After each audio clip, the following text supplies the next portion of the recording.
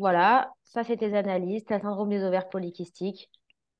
Voilà, ça s'arrête là. C'est ça qui doit bloquer le fait que ça ne fonctionne pas. On t'explique grosso modo ce que c'est, mais bon, avec des termes tellement compliqués que toi, tu comprends rien. Toi, tu te renseignes sur Internet, très mauvaise chose à faire. Bah, en fait, je pense qu'à un moment donné, j'étais dans le déni en me disant, ça serait bien que je demande de l'aide ou que parce qu'en fait, mes proches, c'était inutile ce qu'ils me disaient. Ça me démoralisait plus qu'autre chose. Et via Instagram, je t'ai découverte et j'ai découvert tes podcasts et je les ai tous écoutés.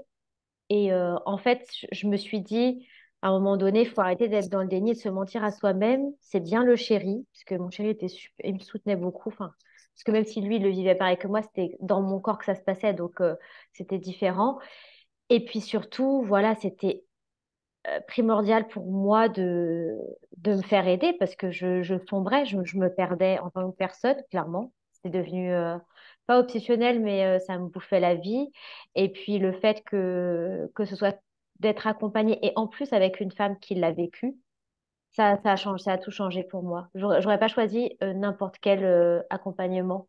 Le fait que toi, tu aies vécu ça et que tu sois passé aussi par la PMA pour avoir ton fils, du coup, ça change tout en fait.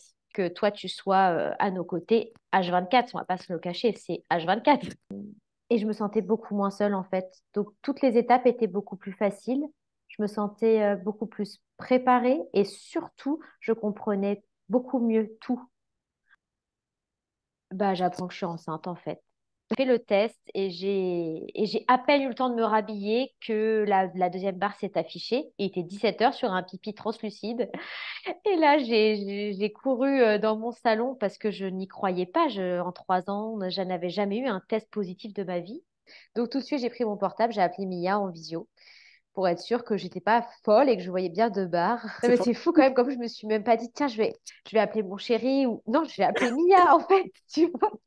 C'est une course de fond, quoi. C'est pas un sprint, c'est vraiment un marathon. Donc c'est un truc qui se prépare. C'est une FIV, que vous fassiez une FIV ou une insémination, ça doit être tu dois être préparé psychologiquement. C'est autant que tu dois être préparé dans ton corps, le psychologique, et être accompagné, ça change vraiment la donne. Enfin, vraiment, ça change tout.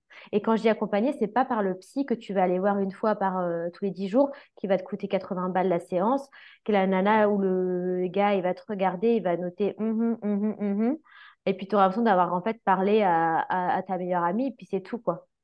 C'est hyper important et accompagner, mais voilà, la psy de votre village est peut-être très bien, mais elle va être, elle va jamais être à la page sur tout ça et ça va vous faire perdre de l'argent plus qu'autre chose et du temps.